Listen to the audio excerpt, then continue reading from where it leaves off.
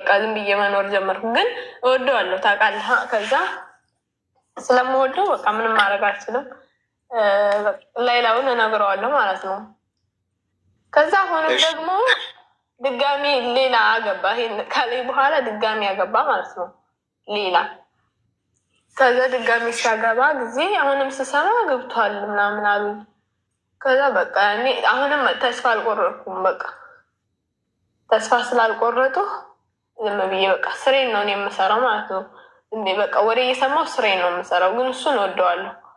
ከዛ በቃ ምንም ማድረግ አልቻልኩም። እሱም እንደዚሁ ይደውልልኝ ነበረ። ይሄንንም ካረኩ ያኔ እንትን ስልሽ እምቢ ስላልሽ ነው ምናምን አለኝ እሱ ማለት ነው። እምቢ ስላልሽ ነው አለኝ። በቃ እኔ ምንም ማድረግ አልችልም። በቃ እህልሃችን በቅቶ ነው ወይ አልቆ ነው ምናምን አልኩት። ቁጭ አልናርፈን ማለት ነው። ቤተሰብም ከዛ ያኔ ድጋሚ ከሱ ጋር እንደሆን ምናምን አይፈልጉም። ከዛ አርፌ ቁጭ አልኩ። እኔ ግን ወደዋለሁ። በቃ ሁሌ ማለት በህልሜ ራሱ ሳላየው አድሬ አላውቅም። በጣም ወደው ያኔ እኔ መጀመሪያም ነው። ከዛ በፊትም በኋላ ሌላ ወንድ ማውራት ጀመርኩ። ሌላ ወንድ ሳወራ እሱን እረሳዋለሁ ብዬ ማለት ነው። ግን በቃ አልረሳውም። ትንሽ አውራቸውና ያስጠሉኛል። በቃ ትንሽ ቀን አውራቸውና በቃ አሌላ ያስጠሉኛል። ምን እንደማደርግ ግራ ገባኝና። እድሜሽ ስንት ነው? አሁን ላይ ነው ወይስ ሳገባ? 15 ዓመት የነበረ ሳገባ። አሁንስ? አሁን 18 ዓመት። እሺ ሚውት አድርጊ እስኪ።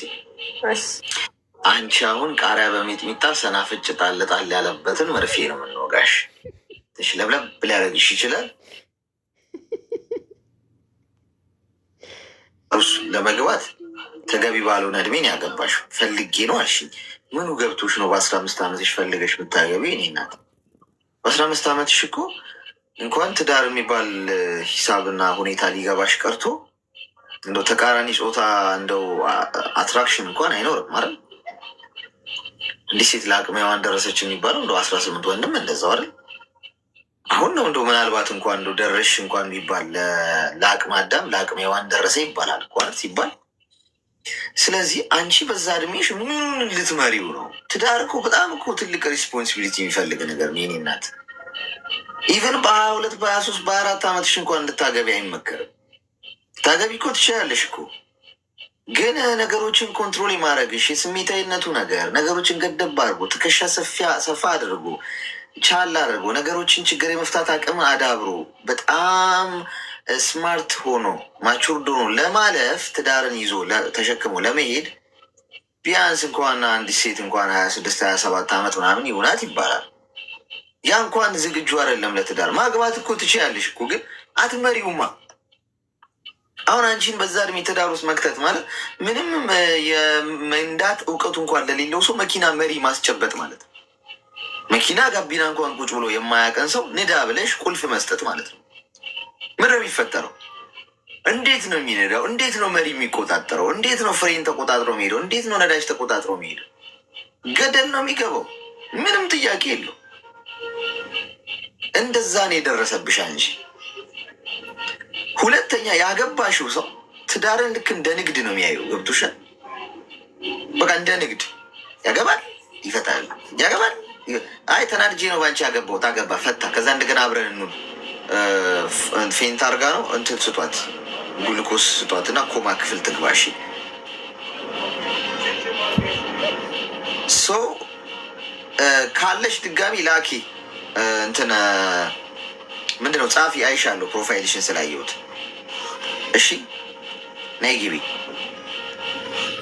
ምንም ቃሪያ በሚጥሚጣ ሰናፍጭ ያለበት ለብለብ ያደርጋል ብያታለሁ። ስልሽ አታጠላት መሰለኝ።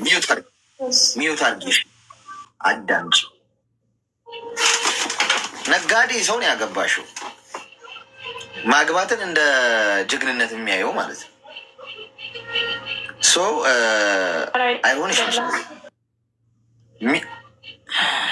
አስቸጋሪ እኮ ነው። ሚዩት አድርጉ ስልክሽን አስቀምጪው ሲራቅ አድርገሽ። አንዳንዴ እጅሽን እንትን ሊልሽ ይችላል። ሚዩት አንስቼ ላውራ ሊያስብልሽ ይችላል። ስለዚህ ሰውየው እኔ እንኳን እዚህ ቁጭ ብዬ ስንቴ አግብቶ ፈታ የሚለውን ለመቁጠር ተቸገርኩ። ስንቴ ነበረ ጋይስ? ደጋግመው እኮ በጣም ነው እንዴ ብዙ ሴቶች ሊያገቡት የሚፈልጉት? አንቺን የፈታበት ፍጥነትና ሌላኛዋን ያገባበት ፍጥነት፣ ከዛ እንደገና ደግሞ ያችኛዋ እንደገና ፈቶ ሌላችኛዋን ደግሞ ያገባበት ፍጥነት። እኔ ዩሴን ቦልት ራሱ እንደዚህ የሚፈጠን አይመስለኝም። ይቅርታ አድርጊልኝና ሰው 18 ዓመትሽ ነው አሁን። ልብ ገና የምታገኝበት እድሜ አይደለም። ተረጋጊ። ሼባ ስለሆንኩ ልምከርሽ፣ አዳምጪ። በዚህ እድሜሽ እንጣጥ አይጠቅምሽም። በመሰረቱ እሱ ለትዳር አይሆንም። ይህም በ4 ነጥብ ዝጊ። ከአንቺ እንኳን ከተለያየ በኋላ በፍጥነት የቀያየራቸው ሚስቶቹ ቁጥር የላቸው። ስለዚህ አሁን በጣም ዋይዝ ሆነሽ መሬት ይዘሽ ልብ የምትገሽበት ገንዘብ የምትይዥበት ስራ የምትሰሪበት ነው። ለመርሳት ከፈለግሽ እኔ አንድ መዳኛ መንገድ ልንገርሽ። ያሳለፍሽውን በሙሉ አንድ ሳጥን ውስጥ ክተችውና ቆልፊበት። ከዛ ቁልፉን ወርውሪ ውቅያኖስ ውስጥ ከቻልሽ፣ ፈልገሽ እንኳን እንዳታገኘው። ይሄ ማለት ቶፒኩን ዝጊው። አገር ቤት ያሳለፍሽውን በሙሉ ዝጊና ትኩረትሽን ሙሉ በሙሉ አሁን ያለሽበት ሀገር ላይና ስራ ላይና ለውጥ ላይ አድርጊ። አዲስ ኢንቫይሮንመንት ፍጥሪ፣ አዲስ ልማድ አዳብሪ፣ አዳዲስ ጓደኞች ሰዎች ተዋወቂ፣ አዲስ ማህበራዊ ህይወት ይኑርሽ። አሁን እዚህ ቤት ደጋግመሽ ምትንጂ እዚህ የምትሰሚው ነገር አለ። በየቀኑ አዳዲስ ነገር ትማሪያለሽ። ሰው በየቀኑ ሰው ሰርቶ ተለውጦ ምን አቅድ እንዳለው ታያለሽ። እንዲህ እኔ ስት ያለሽ አዲስ ነገር ታለም ያለሽ። ከዛ ከሆነ ጊዜ በኋላ ዞር ብለሽ ስታዩ ምን ሆኜ ነው ግን እዚህ ይህንን ህይወት የተመኘሁት ነው የምትይው። እወደዋለሁ ስላልሽኝ ነው ይሄን እያልኩሽ ያለሁት። ምን ሆኜ ነው ይሄን የተመኘሁት ያለሽ። እንደ ንስር ከፍ ብለሽ መብረር እየቻልሽ እንደ ዶሮ ከታች ጥሬ ካለቀምኩ። አሁን እኮ በጣም እኮ ትልቅ ኢነርጂ ያለሽበት እድሜ ነው። ምን አለ አሁንም ማውራሽን እኔ በ18 ዓመት የገብቶኝ ቢሆን እኔ ናት አይገባኝም። ቀሽም ነኝ ዶማ ነበርኩ። እንዴት ይገባኛል ነገሩ? ወድቄ ተነስተሽ ነው የምትማሪው። አንቺ ግን አሁን ተማሪ እያልኩሽ 18 ዓመትሽ ነው።